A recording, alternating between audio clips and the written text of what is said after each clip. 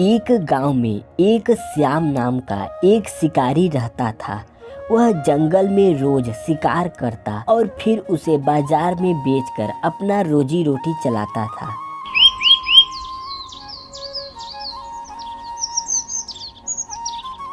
एक दिन श्याम जंगल में शिकार करने गया।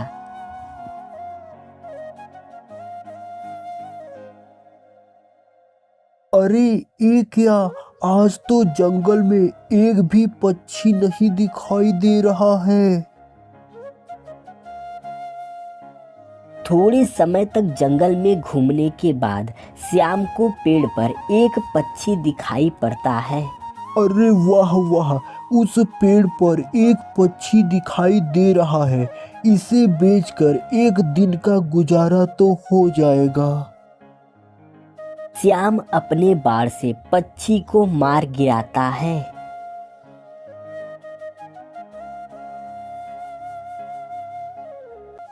इसे देखकर लग रहा है कि इसको बाजार में बेचूंगा तो अच्छे पैसे मिलेंगे। श्याम पक्षी को बाजार में लेकर जाता है और उसे बेचकर आ जाता है।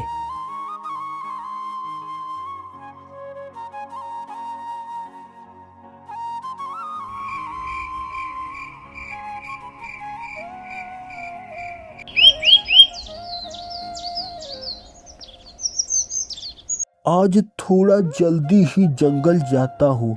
सूर्योदय होने का समय हो चुका है। जल्दी से तैयार होकर जंगल की तरफ निकलता हूँ। देखता हूँ आज और ज्यादा पक्षी मिलते हैं क्या। श्याम अपना धनुष लेकर जंगल की तरफ निकल पड़ता है। तभी रास्ते में उसे एक कबूतर दिखाई देता है। आज तो शुरुआत अच्छी हो गई है। श्याम जैसे ही निशाना लगाकर बाण चलाता है, उसका निशाना चूक जाता है और कबूतर उड़ जाता है। अरे ओहो, चलो कोई बात नहीं, आगे चलकर कोई और पक्षी अवश्य मिलेगा। थोड़ी दूर जाने के बाद फिर उसे एक पक्षी दिखाई देता है। श्याम फिर बाण चलाता है और निशाना चूक जाता है और पक्षी उड़ जाता है। अरे ये क्या, आज मेरा निशाना गलत क्यों लग रहा है। एक भी पक्षी अभी तक नहीं मिला। लगता है आज मेरा भाग्य ही खराब है। आज कुछ खाने के लिए भी मिलेगा या नहीं। श्याम फिर से जंगल में घूमने लगता है। तभी उसे एक सांप दिखाई देता है। वाह वाह, अरे वाह, ये कितना सुंदर सांप है। ऐसा सांप तो मैंने पहले कभी नहीं देखा। लगता है ये सो रहा है। मैं चुपचाप इसके बगल से निकल जाता हूँ।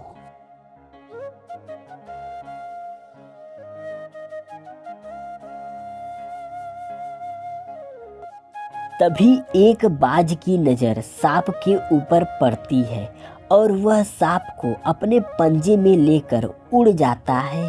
अरे अरे, ये क्या, ये बाज तो सांप को उठाकर ले जा रहा है। मैं क्या करूं, इसको कैसे बचाऊं। तभी श्याम बाण चलाता है और इस बार बाण बाज को लग जाता है और वह सांप को छोड़ देता है। अरे अरे, ये सांप तो मेरी तरफ ही आ रहा है। अब मैं क्या करूं, ये तो मेरे ही पास आ रहा है।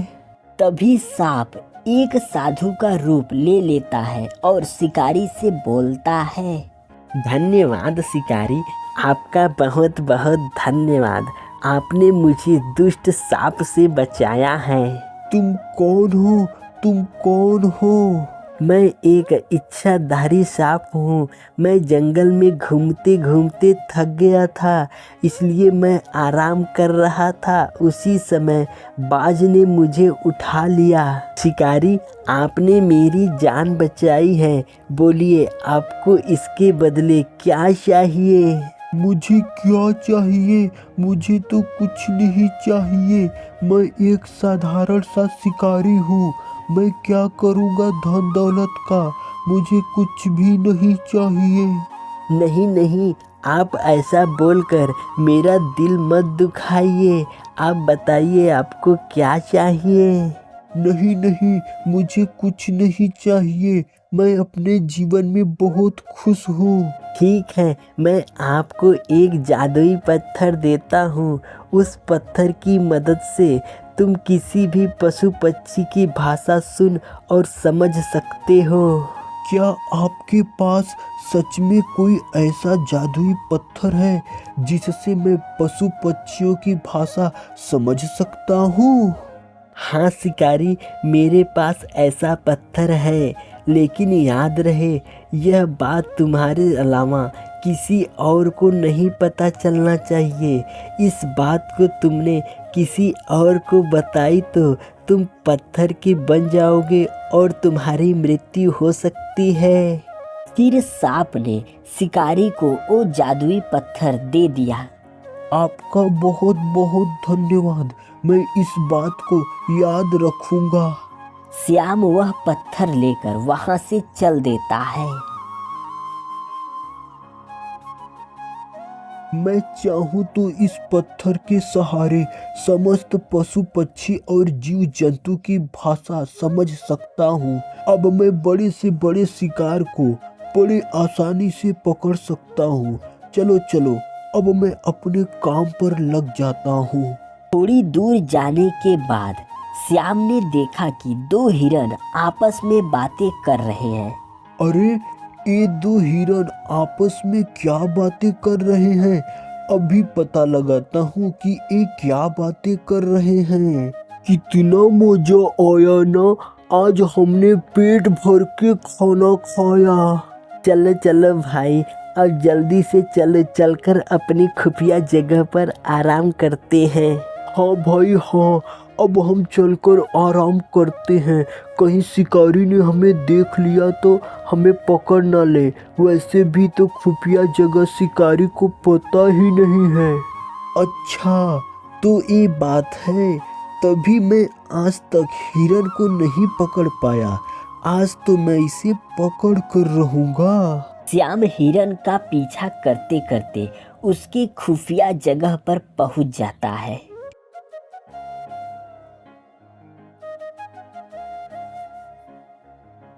अच्छा, तो ये है वो खुफिया जगह। इससे पहले मैं तो इस जगह के बारे में जानता ही नहीं था। फिर श्याम बाण चलाकर हिरन को मार देता है। जादुई पत्थर की मदद से श्याम जानवरों और पक्षियों का शिकार करके बहुत सारा धन इकट्ठा कर लेता है। श्याम जब एक दिन जंगल में घूम रहा था, आज तो शिकार करने का मन ही नहीं कर रहा है। एक पेड़ के नीचे बैठकर थोड़ा आराम कर लेता हूँ। श्याम एक पेड़ के नीचे बैठकर आराम करने लगता है। तभी उसका ध्यान एक पेड़ की डाली पर जाता है, जहाँ पर दो पक्षी आपस में बातें कर रहे थे। अरे, ये दोनों क्या बातें कर रहे हैं? थोड़ा मैं भी सुनूं तो। चलो चलो जल्दी चलो, हम सबको इस इलाके से बाहर जाना है। लेकिन क्यों भाई, क्या हो गया? आने वाली पूर्णिमा के अगले दिन समुंदर में एक भयानक तूफान आने वाला है और आसपास के बहुत सारे गांव और जंगल पानी में डूबने वाले हैं। इस जंगल के पशु पक्षी ऊंचाई वाले जंगल की तरफ जा रहे हैं। लगता है कोई बहुत बड़ी मुसीबत आने वाली है। सुना है कोई आपदा आने वाली होती है तो सबसे पहले पशु पक्षियों को पता चल जाता है। मुझे तुरंत ही गांव में जाकर गांव वालों को बताना होगा। श्याम तुरंत भागता भागता हुआ गांव की तरफ आता है और गांव वालों को इकट्ठा करके सारी बात बताता है। नहीं नहीं, ऐसा नहीं हो सकता। तुम अपने फायदे के लिए झूठ भी बोल सकते हो। अच्छा ठीक है, तो तुमको कैसे पता चला कि आने वाले दिनों में सुनामी आने वाली है? बताओ बताओ, कैसे पता चला? देखो, झूठ बोलने से मुझे कोई फायदा नहीं है, मैं तो सच ही बोल रहा हूँ। लगता है इसके पीछे इसकी कोई बहुत बड़ी साजिश है। ऐसी बात है तो तुम अकेले ही गांव छोड़कर चले जाओ। लगता है अब तो आप लोगों को सच्चाई बतानी ही होगी। मेरे साथ जो होता है होने दो। फिर श्याम ने जादुई पत्थर के बारे में पूरे गांव को बता देता है। उसके बाद वह पत्थर का बन जाता है। फिर सभी लोग गांव छोड़कर दूर चले जाते हैं और जोर की सुनामी आती है। पूरा गांव पानी से भर जाता है। इसी तरह गांव वालों की जान बच जाती है और पूरा गांव श्याम की बहादुरी को याद करता है।